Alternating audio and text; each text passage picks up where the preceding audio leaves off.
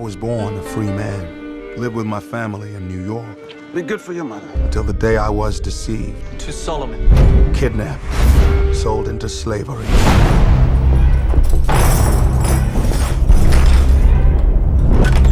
Well, boy, how you feel now? My name is Solomon Northup. I'm a free man, and you have no right whatsoever to detain me. You're no free man. You're nothing but a Georgia runaway. Went down to the river Jordan. And that servant that don't obey his Lord shall be beaten with many stripes. That's scripture. Hey again, this is Evan. Hi, I'm Allie. YoungFolks.com. We're talking about Oscar buzz, and the next on our list of Best Picture nominations is 12 Years a Slave, which I did in fact get to see in the theater. What a movie. What a movie. One of the most horrific, just like heart-wrenching experiences I've ever had watching a movie. I don't know. Maybe every generation has this kind of movie. Maybe there's a movie like this every few years, but there's just so much credit that this movie deserves for just what it brings up. Directed by Steve McQueen, starring Chiwetel Ejiofor, who is nominated for Best Actor, as well as Michael Fassbender in supporting role, and Lupita Nyong'o. Lupita Nyong'o for Best Supporting Actress. And I think... And my personal, who I'm vouching for this season. Oh my god, she broke my heart. I just don't want to see Jennifer Lawrence win. So that... She has no right to... I mean, I haven't even seen American Hustle yet. I'll talk about American Hustle once I've seen it. Yeah, but no, I don't want Hollywood politics to get in the way of this one. Like, I usually accept it, but this one will, like, piss me off if Hollywood politics gets in the way of such a groundbreaking performance winning. But we can get to that in a little bit. We can get to that when we did. I'll list through the nominations, though. 12 Years a Slave was nominated with Chiwetel Ejiofor for leading role, Michael Fassbender supporting, Lupita Nyong'o for supporting actress, Best Picture, one of the 9, costume designing, directing, film editing, production design, and writing from an adapted screenplay. It was based on the novel actually written by the guy Solomon Northup, portrayed by Ejiofor. That was first published in 1853. Yes. And we both are in agreement that this movie should have been nominated for Best Cinematography. Yes, because one of the most horrific aspects of the film is the distorted, like, viewpoint that the audience is watching it in, because the story is so depraved, it's so violent, and it's so shocking, but the cinematography and the work done by the director of photography, Sean Bobbitt, is so gorgeous that it creates a distortion, because we're seeing this and we're appreciating the beauty of the film, and yet we're all sitting dumbstruck by how terrible human beings can be. And I think, I mean, he's like, he's worked with Steve McQueen on Hunger and Shame. Like, they're partners and they do a lot of great work together. And this one, there are so many shots that you just have to owe it to the photography and the artistic hand that these two have in it, because it wouldn't have been the same movie without it. You know, it was like watching this really grotesque moving picture. It was just, some of the, like, for instance, the shot where he's being lynched.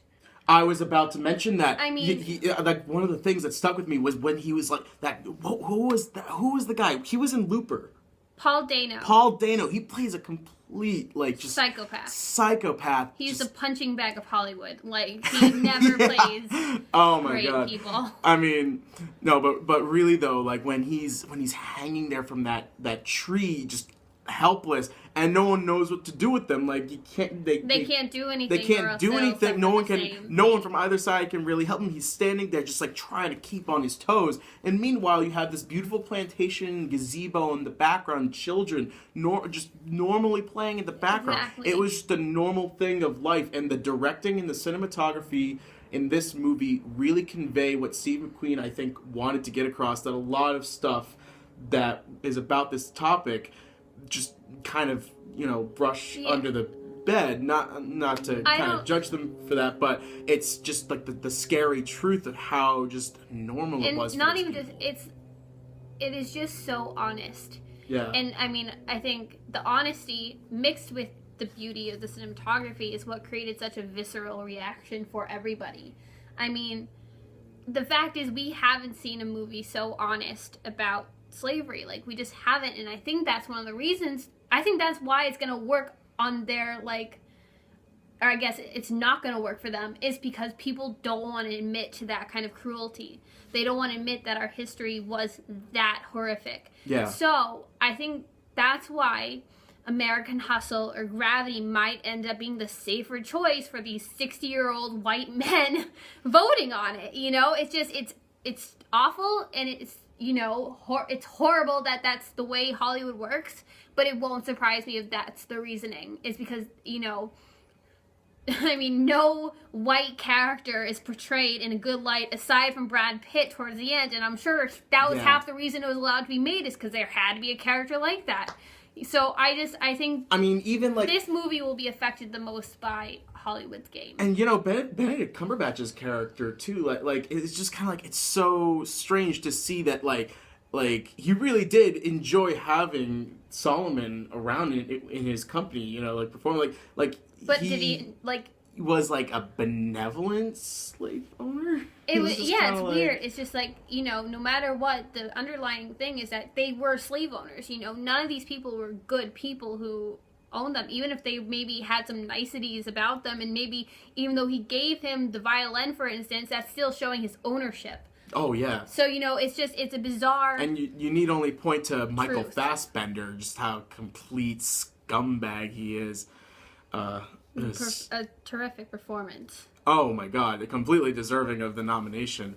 I think Chiwetel Ejiofor's performance, though, is just really, like completely... There's so many things that are the driving force of this movie, but he makes it work so well, and... Right now, I really want him to win the award for Best Leading Actor. Because I do too. I mean, I will be... Frankly, it is absurd that Matthew McConaughey might win over him because of a career revival. Because the fact of the matter is that McConaughey has had the choices to have a good career for years. Primarily because he's a white actor in Hollywood. But also, it's not like he hasn't been offered these. He just hasn't taken them. He's been given the offer of a check, and he goes with it. Whereas Chiwetel Ejiofor, he's worked his ass off. He's been putting in great performances from, you know, Kinky Boots, which is a random comedy where he plays a drag queen. I saw that on IMDb. Children of Men, another movie with Alfonso Cuarón. He's been doing, like versatile and amazing work for years, and has putting it in like the effort and the time to get to this place. And all Matthew McConaughey has to do is do a 2-year revival of his career, which, like, granted, has been a great run. It's a great revival. I've never really cared for him, just personally. But I don't think it's deserving of all these accolades just because he's, you know, taken it upon himself to do good work when he's had that chance for years, whereas Chiwetel has had to fight for that work. So I think that Chiwetel is much more deserving, not just because I think he gave the better performance, because he did, in my eyes. I absolutely did. You know, again, McConaughey was great. I haven't seen McConaughey's performance yet. I'll talk about it when I get to it. He did great work. And any other year I'd be fine. But there was no 12 Years a Slave movie without Chiwetel. Whereas any other actor could have played Matthew McConaughey's part. And that's my stance. And that seems to be the stance that a lot of people have on Christian Bale's part in American Hustle, too. True, but Christian Bale's, I mean, he was good in American Hustle. It's just this weird thing where the entire cast of David O. Russell's films are being nominated each year. It's this circle that they got going on right now. Everybody kind of does that in the business. It's very strange. But in terms of, like, again, you know, amazing performances, amazing technical aspects. Who did the score? Hans Zimmer. Hans Zimmer, that's right. That's it. Yeah.